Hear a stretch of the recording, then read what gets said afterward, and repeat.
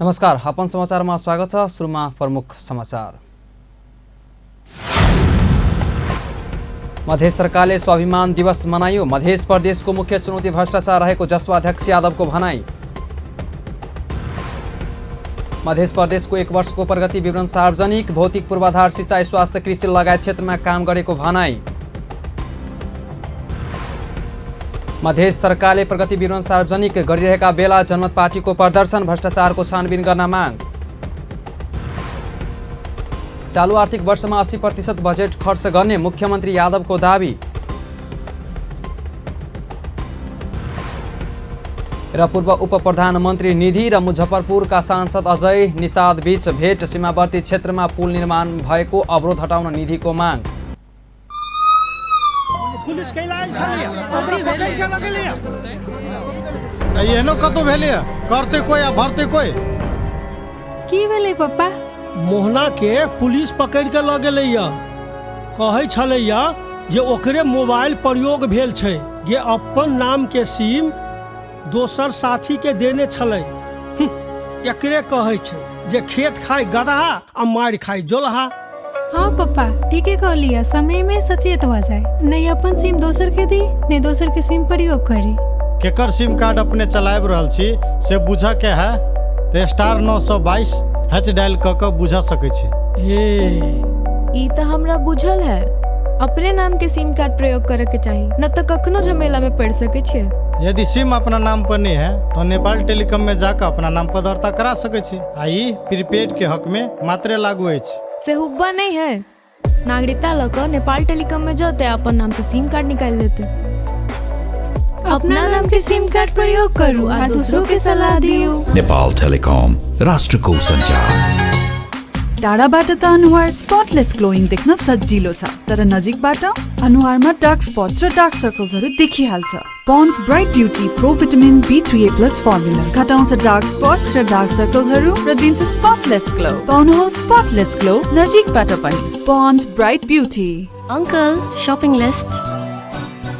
Results आयो रे, अब के पढ्छौ? डाक्टर भन्छु। बेस्ट कलेजेसमा एप्लाई गरेकी छु। सबै कलेज उस्तै होइनन् र? हेरोल पनि त सबै उस्तै देखिन्छन् नि।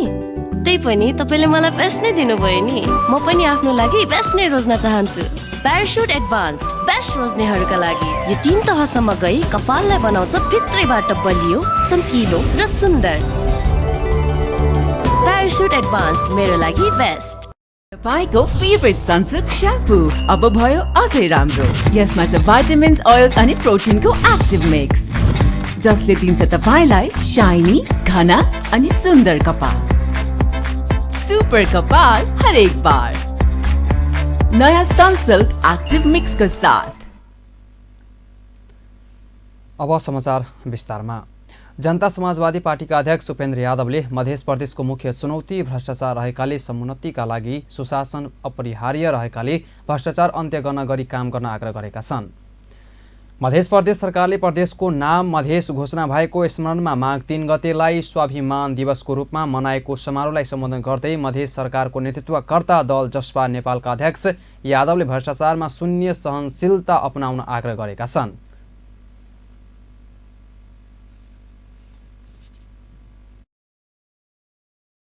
प्रदेश स्थापना के ये 8 जिला के सही अखत के लिए, लेकिन बाकी मधेश के मुक्ति के भी सवाल बाकी है। और मधेश के जोड़ा में विकास और भविष्य के इतिहास से गर्व बाकी है, ताकि आंतरिक उपनिवेशीकरण, उत्पीड़न और शोषण से मुक्ति दिलाए। मधेश आंदोलन के दूसरा मकसद रहे कि मधेश के भूमि में रहने वाला सबके समान अधिकार, सबके समान अवसर और सबके साथ न्याय। मध्य प्रदेश देशको एकमात्र पहिचान र स्वाभिमान सहितको प्रदेश साबित भएको अन्य 6 प्रदेश राजा महेन्द्रकै पथमा गएकाले मध्य संहिताको जननीति र रक्षकका रूपमा समेत स्थापित हुनुपर्ने बताएका छन्। मुल्क में भले आपके जिला सही, लेकिन पहचान पर आधारित प्रदेश मध्य प्रदेश मात्र और प्रदेश के नामकरण राजा महेंद्र के पथ पर। राजा महेंद्र के पथ की है कोसी नदी के नाम पर कोसी अंचल, मेची नदी के नाम पर मेची अंचल, महाकाली नदी के नाम पर महाकाली अंचल। तही पथ पर बागमती प्रदेश, तो गंडकी नदी के नाम पर गंडकी प्रदेश, कोसी के नाम पर कोसी प्रदेश, की कैसे कर्णाली के नाम पर कर्णाली प्रदेश, नदी नाला के नाम पर प्रदेश, जे कि प्रदेश संघीयता के विपरीत नामकरण है। सो अवसरमा मधेसका मुख्यमन्त्री सरोज कुमार यादव, नेपाली कांग्रेसका मन्त्रीहरूसहित गठबन्धन दलका आवध पार्टीका मन्त्री र सांसदहरूले आफूहरू पनि मधेस आन्दोलनको अगुवाई गरेकाले मधेस प्रदेश घोषणाको खुसी आफूहरूमा पनि उत्तिकै रहेको बताएका छन्। हर काम ये है तो संभव है। एक साल में क्या हुआ कि हम बदल गए।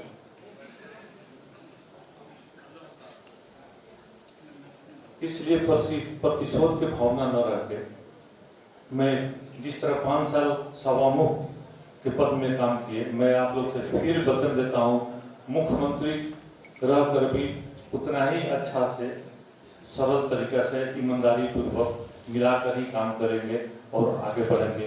ये आप लोग के साथ प्रतिबद्धता जाहिर करते हुए कार्यक्रममा मधेस सरकारका गृह तथा सञ्चार मन्त्री समीम अन्सारीले आफू पोखरामा ओभरसियर परिरहँदा मधेसी र धोतीको अपमान सहेकाले मधेस आन्दोलनमा खुलेर लागेको र मधेसको पक्षमा खुलेर लाग्ने बताएका छन्।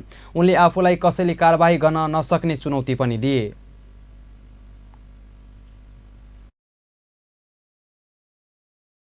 सारा नेता सब है यहाँ पे, हमको नहीं लगता कि हम जिस कितना से खड़ा है वो लोग कंजूसाई करेंगे का। यहाँ बहुत सारा मान्य सब है हमारा पार्टी का।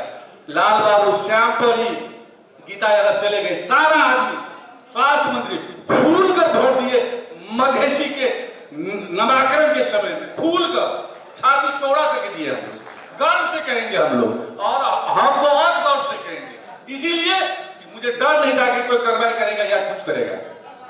इसीलिए कि हम पढ़े थे पोखरा से ओवरसियर ही, तो उस टाइम में धोती मर्सिया कहा था, हमको भी याद है और हम लोग कितना कर पाया था उस जगह पे, अभी भी मुझे वो चीज याद आता है तो बहुत फीलिंग होता है। इसीलिए हम आप लोग को कहने के लिए चाहेंगे। सो अवसरमा मध्य प्रदेशका घोषणामा सहयोग र सद्भाव राखेका सांसदहरूलाई सम्मान गरिएका थिए। सभालाई गठबन्धन दलका प्रदेशका नेताहरू, मन्त्री तथा पूर्व मुख्यमन्त्री लालबाबु राउत सहितले सम्बोधन गरेका थिए। मध्य प्रदेश सरकारले आज गत 1 वर्ष अवधिमा गरेका कामहरूको प्रगति विवरण सार्वजनिक गरेको छ। मुख्यमन्त्री सरोज कुमार यादवले पदभार सम्हालेको 1 वर्ष पूरा भएको तथा मधेस स्वाभिमान दिवसको अवसर पारेर प्रगति विवरण सार्वजनिक गरिएको हो।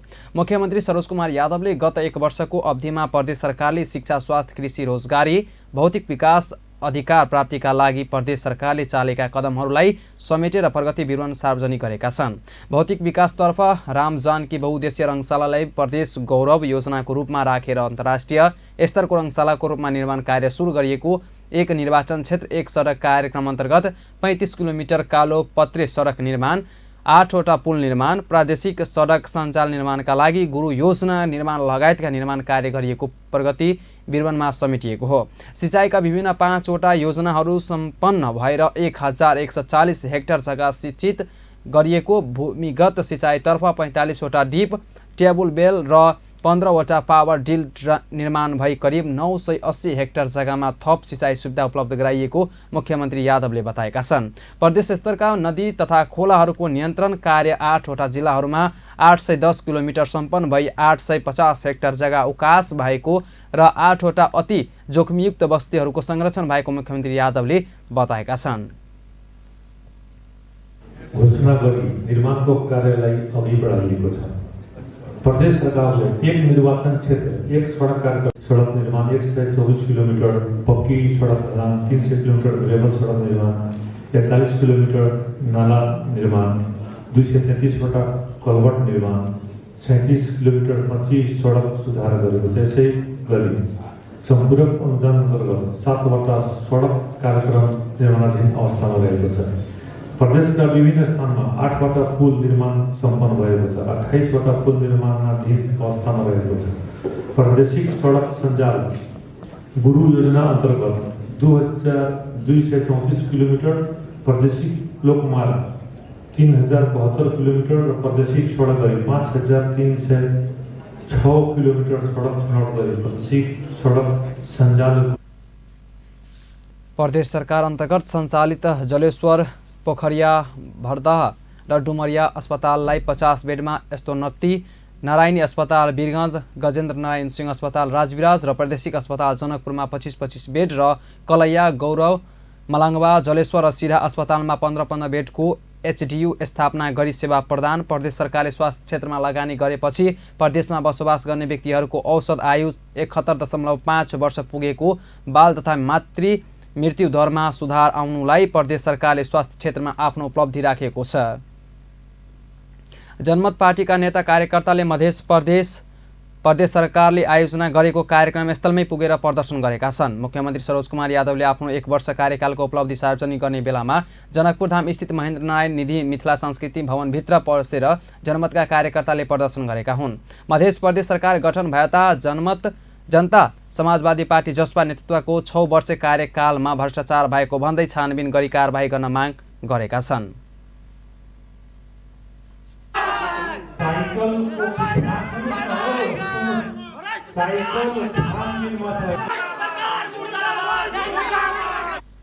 नेता कार्यकर्ताले सरकार विरुद्ध प्रदर्शन गरिरहँदा जनमत पार्टीबाटै मन्त्री रहेका महेश यादव र चन्दन सिंह समेत मञ्चमै बसेका थिए। तत्कालीन समयमा मुख्यमन्त्री तथा मन्त्री परिषदको कार्यकालले सामुदायिक विद्यालयका छात्रालाई वितरण गर्न गरेको साइकल खरिदमा भएको भ्रष्टाचारलाई जनमत पार्टीले साइकल चोरी काण्ड भन्दै आएको छ।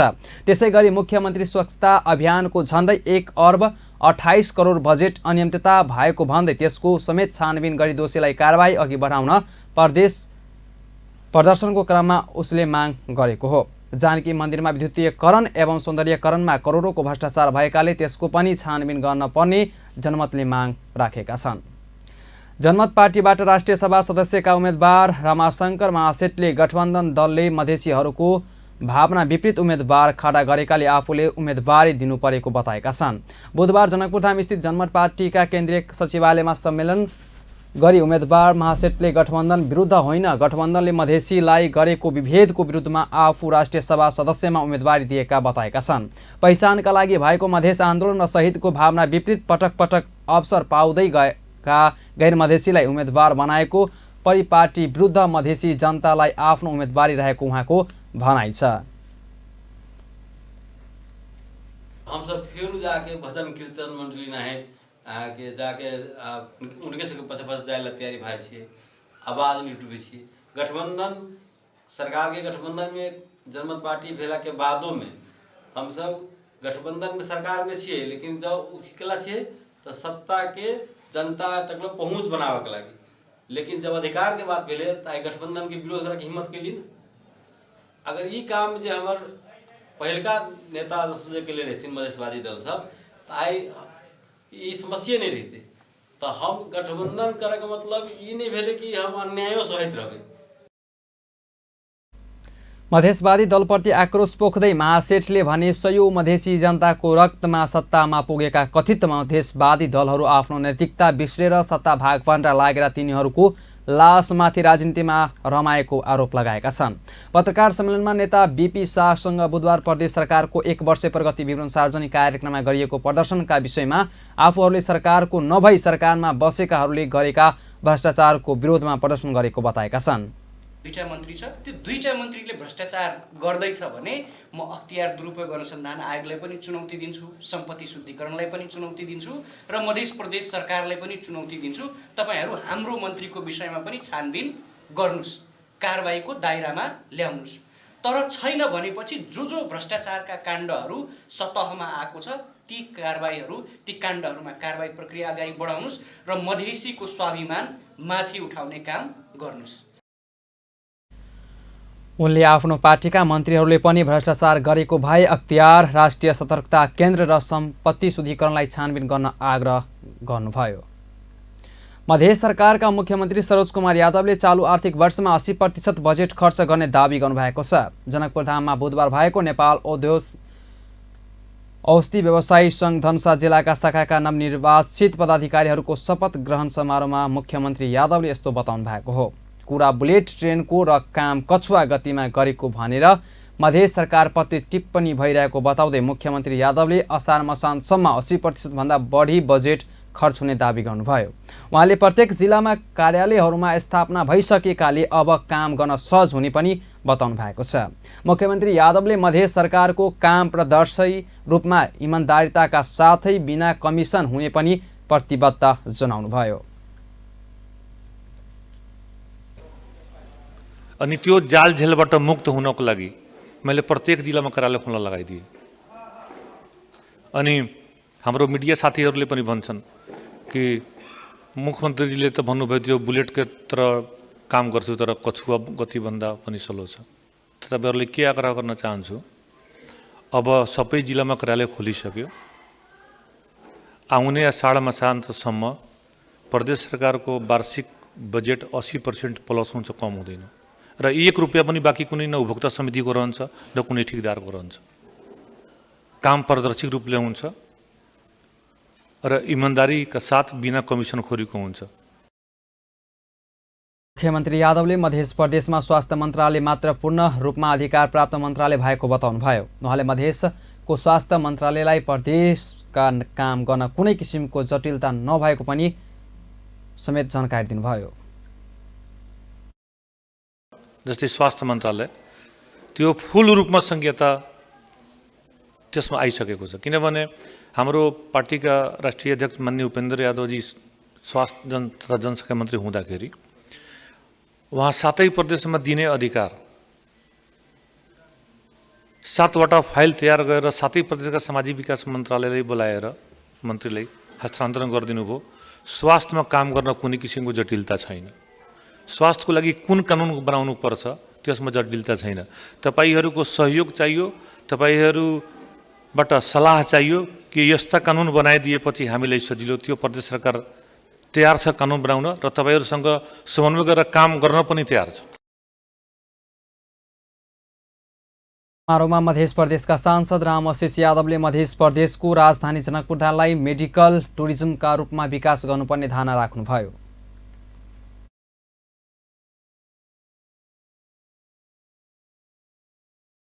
मेमोरियल कैंसर हॉस्पिटल के विस्थापित कर दिया जाए तो चितवन में की होते, चितवन आई मेडिकल हब के रूप में, मेडिकल टूरिज्म के रूप में विकास हो रहा है।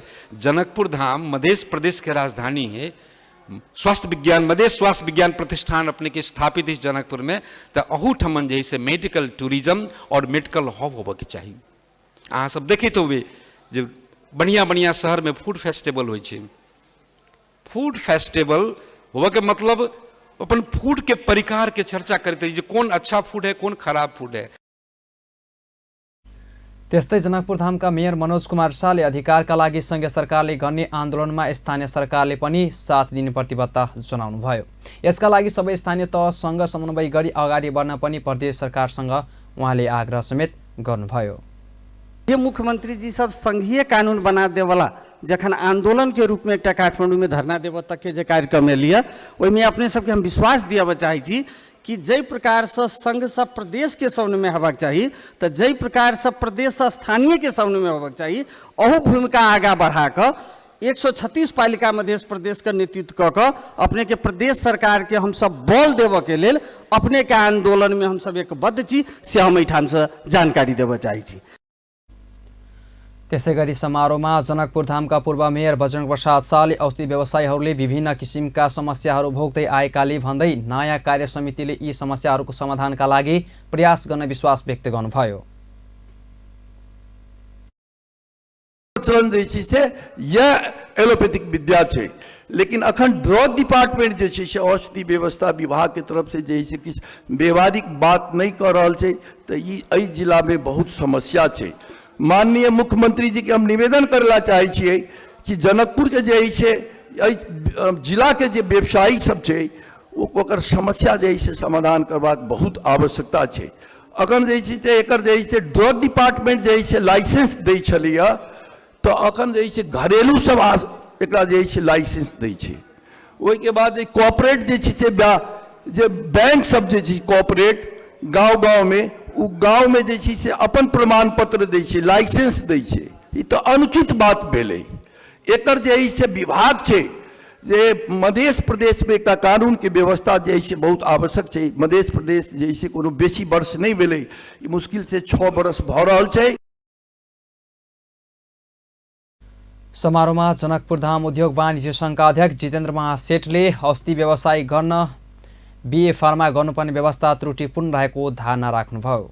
कि बिक्री कर लागि बीए फार्मा बी फार्मा क तब औषधि पसल खोलू से अब ये वर्तमान प्रावधान जे आइले वास्तव में सरासर गलत है।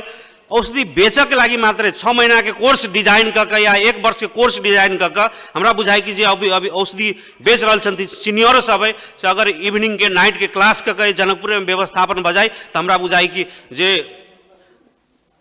औषधि के चेक जांच अभी तो औषधि पसल सब बंद भ जाए तो कतौ न कतौ ई हमरे सबके कमजोरी है, सरकार के कमजोरी सेहो है। किला तो औषधि पसल के डिमांड बढ़ गेलै है।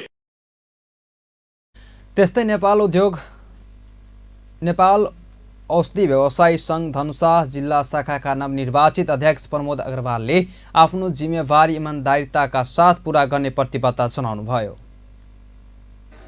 जनसुरक्षित असरयुक्त सरल सुलभ तरिकाले हामी हरेक जनताको माझमा औषधि पुर्याउने हाम्रो दायित्व हो। त्यही भावनाले लिएर हामी बढेका छौं र आउने दिनमा पनि साथीहरू त्यही भावनामा बढ्छौं। मार्गदर्शन गर्ने, मलाई नसिहत दिने उहाँहरूको अधिकार छ म भन्न चाहन्छु र तपाईहरू मलाई सल्लाह दिनुस्। म एउटा युथ जेनेरेसन तपाईहरू पनि आउनुपर्छ संस्थामा, युथहरूले आउने तपाईहरूको जिम्मामा हो। समारोहमा नवनिर्वाचित पदाधिकारीहरूको शपथ ग्रहण तथा पद हस्तान्तरण गरिएको थियो। अग्रवालको नेतृत्वमा चयन गरिएको 13 सदस्यीय कार्यसमितिको वरिष्ठ उपाध्यक्षमा राजकिशोर शाह रहेका छन्। त्यस्तै उपाध्यक्षमा सन्तोष कुमार शाह, रामनाथ प्रसाद शाह, महासचिवमा डाक्टर सरोज राय यादव, कोषाध्यक्षमा चन्द्रभूषण प्रसाद शाह, सचिवमा मणिशंकर प्रसाद शाह, सहकोषाध्यक्षमा विनोद पजिया रहेका छन्। त्यसैगरी सदस्यहरूमा प्रमोद कुमार ठाकुर, जय शंकर शाह, मनोहर ठाकुर, सञ्जय जलान र धैर्यकान्त झा रहेका छन्। पूर्व उपप्रधानमन्त्री विमलेन्द्र निधि र भारतको बिहार मुजफ्फरपुरका लोकसभा सदस्य अजय निषाद बीच भेटवार्ता भएको छ।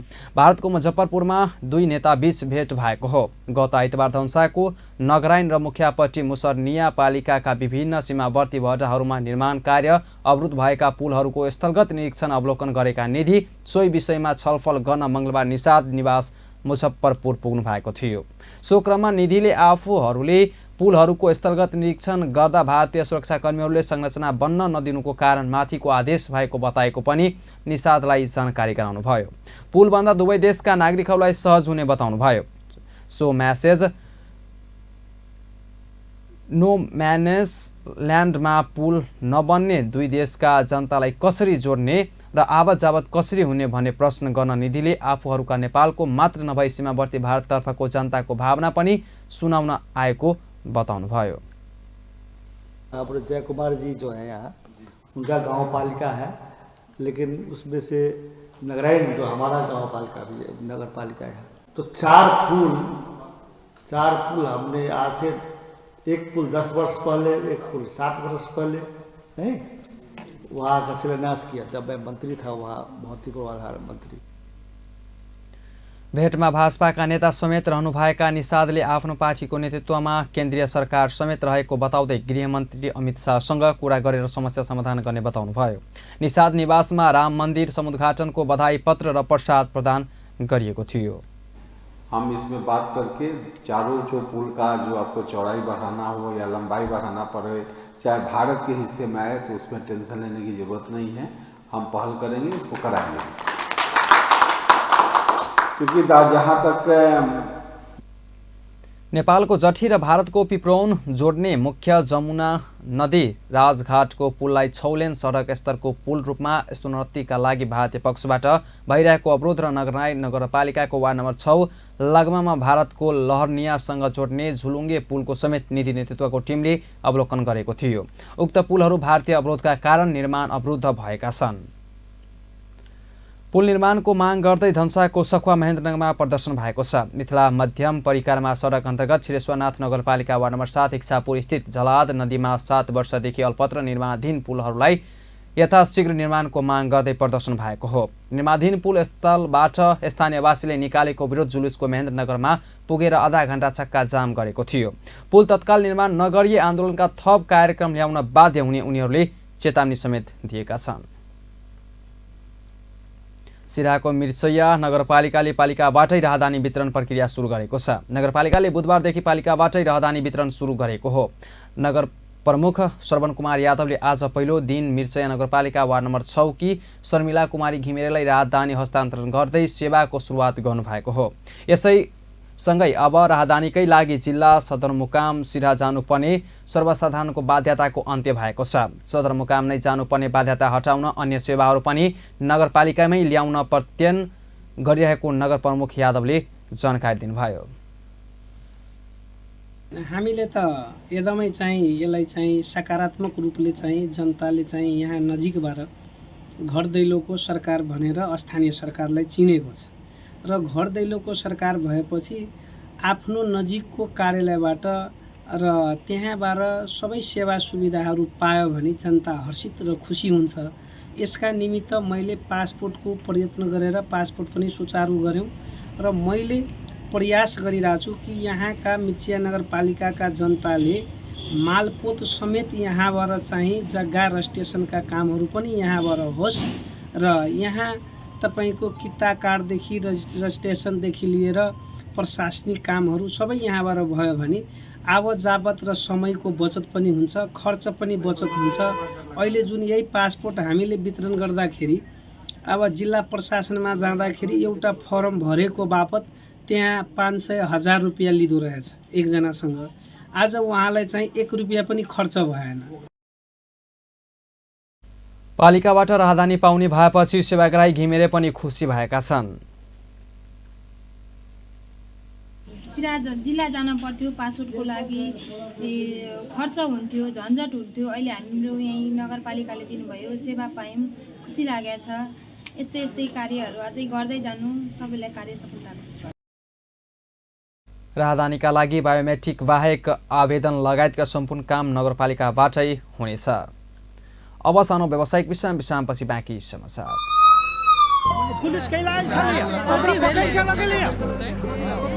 एहनो कतो भेलिए करते कोई आ भरते कोई की भेलै पप्पा? मोहना के पुलिस पकड़ के ल गेलै या, कहै छलै या जे ओकरे मोबाइल प्रयोग भेल छै, जे अपन नाम के सिम दोसर साथी के देने छलै। एकरे कहै छै जे खेत खाय गदहा आ मार खाय जोलहा। हाँ पप्पा ठीके कह लिया, समय में सचेत हो जाए, नहीं अपन सिम दोसर के दी, नहीं दोसर के सिम प्रयोग करी। केकर सिम कार्ड अपने चलाब रहल छी से बुझ के है तो *922# डायल क के बुझ सकै छी। ई तो हमरा बुझल है, अपने नाम के सिम कार्ड प्रयोग करे के चाहिए, न तो कखनो झमेला में पड़ सके छे। यदि सिम अपना नाम पर नहीं है तो नेपाल टेलीकॉम में जाकर अपना नाम पर दर्ता करा सके छी। आई प्रीपेड के हक में मात्र लागू है। से हुब्बा नहीं है, नागरिकता लगा नेपाल टेलीकॉम में जाते अपन नाम से सिम कार्ड निकाल लेते। अपना नाम के सिम कार्ड प्रयोग करू और दूसरों के सलाह दियो। नेपाल टेलिकॉम, राष्ट्रको सञ्चार। तपाईँको फेभरेट सनसिल्क स्याम्पू अब भयो अझै राम्रो। यसमा छ भाइटामिन्स, ओइल्स अनि प्रोटिनको एक्टिभ मिक्स, जसले दिन्छ तपाईलाई शाइनी, घना अनि सुन्दर कपाल। सुपर कपाल हरेक बार नयाँ सनसिल्क एक्टिभ मिक्स को साथ। भ्यासलिनको ग्लिसरिन र जेली फर्मुला त्वचाको 10 लेयर भित्र गई सुक्खापनलाई फेरि आउनबाट रोक्दछ। नियमित रूपमा भ्यासलिन प्रयोग गर्नुहोस्, सुक्खापनलाई टाढा राख्नुहोस्। विश्रामपछि पुनः समाचारमा स्वागत छ। अब बाँकी समाचार। सरकारले राजनीतिक दल सम्बन्धी ऐन 2073लाई संशोधन गर्न बनेको विधेयक संघीय संसदमा पेश गर्न स्वीकृति प्रदान गरेको छ। बुधबार सिंहदरबार स्थित प्रधानमन्त्री तथा मन्त्री परिषद कार्यालयमा बसेको मन्त्री परिषद बैठकले सो विधेयक संघीय संसदमा पेश गर्नका लागि स्वीकृति प्रदान गर्ने निर्णय गरेको हो। गृह मन्त्रालयको प्रस्तावमा सो विधेयक संघीय संसदमा पेश गर्न अनुमति दिएको सञ्चार तथा सूचना प्राविधि मन्त्री एवं नेपाल सरकारका प्रवक्ता रेखा शर्माले जानकारी दिनुभयो। त्यसैगरी बैठकले आर्थिक वर्ष कार्यविधि तथा वित्तीय उत्तरदायित्व ऐन 2076लाई संशोधन गर्न बनेको 2080 जारी गर्न राष्ट्रपतिलाई सिफारिस गर्ने निर्णय पनि गरेको छ। सरकारले नागरिक लगानी कोषको कार्यकारी निर्देशकमा पर्वत कुमार कार्कीलाई नियुक्ति गरेको छ।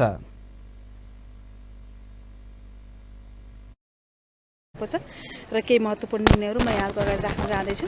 पदमा पर्वत कुमार कार्कीलाई नियुक्त गर्ने भन्ने निर्णय भएको छ र अर्को हाम्रो अर्थ मन्त्रालयकै प्रस्तावमा आर्थिक कार्यविधि तथा वित्तीय उत्तरदायित्व ऐन 2076लाई संशोधन गर्न बनेको अध्यादेश 2080 जारी गर्न नेपालको संविधानको धारा 114 को उपधारा 1 बमोजिम राष्ट्रपति समक्ष सिफारिस गर्ने भन्ने पनि निर्णय भएको छ। अर्को गृह मन्त्रालयको प्रस्तावमा राजनीतिक दल सम्बन्धी ऐन 2073लाई संशोधन गर्न बनेको विधेयक संघीय संसद समक्ष पेश गर्न स्वीकृति प्रदान गर्ने भन्ने निर्णय भएको छ। त्यसै गरेर सांस्कृतिक पर्यटन तथा नागरिक उड्डयन मन्त्रालयको प्रस्तावमा सांस्कृतिक संस्थानको रिक्त महाप्रबन्धक पदमा सानीभेरी गाउँपालिका वार्ड नम्बर 6 रुकुमका किरण बाबु पुनलाई नियुक्त गर्ने भन्ने निर्णय भएको छ। स्वास्थ्य तथा जनसङ्ख्या मन्त्री परिषद बैठकले गङ्गालाल राष्ट्रिय हृदय केन्द्रको कार्यकारी निर्देशनमा डाक्टर रवि मल्ललाई नियुक्ति गरेको छ। त्यसैगरी नरदेवी आयुर्वेद चिकित्सालय विकास समितिको अध्यक्षमा रमेश चन्द्र न्यौपानेलाई मनोनयन गर्ने निर्णय पनि गरेको छ। त्यस्तै बैठकले सांस्कृतिक संस्थाको रिक्त महाप्रबन्धक पदमा किरण बाबु पुनलाई नियुक्ति गरेको छ। सांस्कृतिक पर्यटन तथा नागरिक उड्डयन मन्त्री सुदन किरातीले पर्यटन प्रवर्धनका लागि सरकारले सम्पदा गाउँ निर्माण अभियान सुरु गरेको बताउनु भएको छ।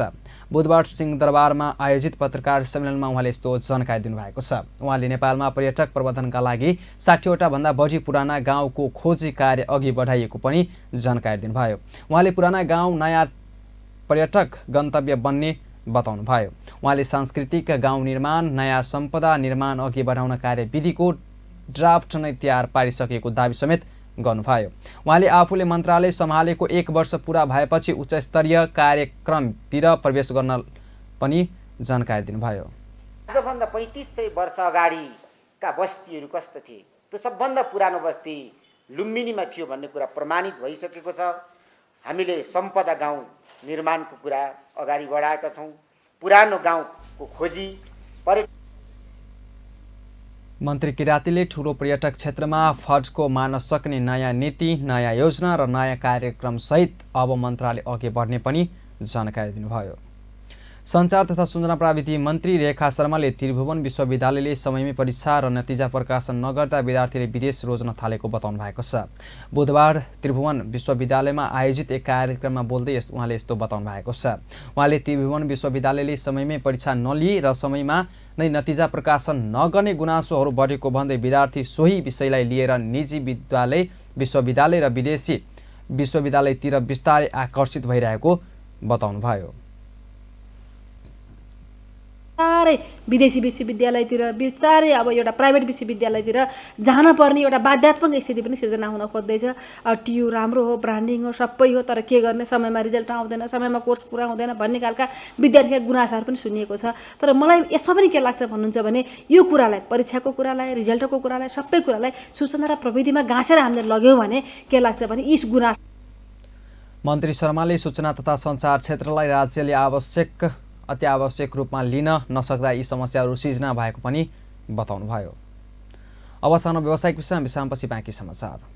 अंकल शपिङ लिस्ट रिजल्ट्स आयो रे, अब के पढ्छौ? डाक्टर भन्छु। बेस्ट कलेजेसमा एप्लाई गरेकी छु। सबै कलेज उस्तै होइनन् र? हेरोल पनि त सबै उस्तै देखिन्छन् नि। त्यही पनि तपाईले मलाई बेस्ट नै दिनुभयो नि। म पनि आफ्नो लागि बेस्ट नै रोज्न चाहन्छु। प्याराशुट एडभान्स्ड बेस्ट रोज्नेहरूका लागि यो 3 तहसम्म गई कपाललाई बनाउँछ भित्रैबाट बलियो, चम्किलो र सुन्दर।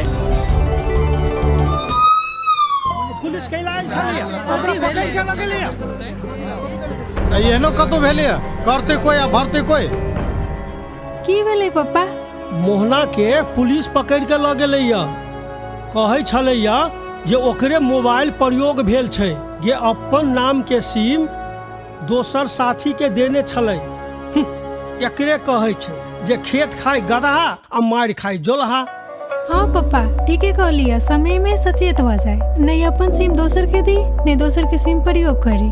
केकर सिम कार्ड अपने चलाब रहल छी से बुझ के है तो *922# डायल क के बुझ सकै छी। ई तो हमरा बुझल है, अपने नाम के सिम कार्ड प्रयोग करे के चाहिए, न तो कखनो झमेला में पड़ सके छे। यदि सिम अपना नाम पर नहीं है तो नेपाल टेलीकॉम में जाकर अपना नाम पर दर्ता करा सकै छी। आई प्रीपेड के हक में मात्रे लागू अछि। से हुब्बा नहीं है, नागरिकता लगा नेपाल टेलीकॉम में जाते अपन नाम से सिम कार्ड निकाल लेते। अपना नाम के सिम कार्ड प्रयोग करूँ और दूसरों के सलाह दियो। नेपाल टेलीकॉम, राष्ट्र को संचार। एक्जाम को प्रिपरेसन गरेर होला भने त केही सम्झ यार, यसलाई केही कुरै सुन्दैन मेरो। काका एक्जाम को प्रिपरेसन रिल्याक्स, मैले लास्ट विक नै वायनेट को वाय सिक्योर राखिसके। ए अब चाहिँ यसले पढ्ला जस्तो छ है।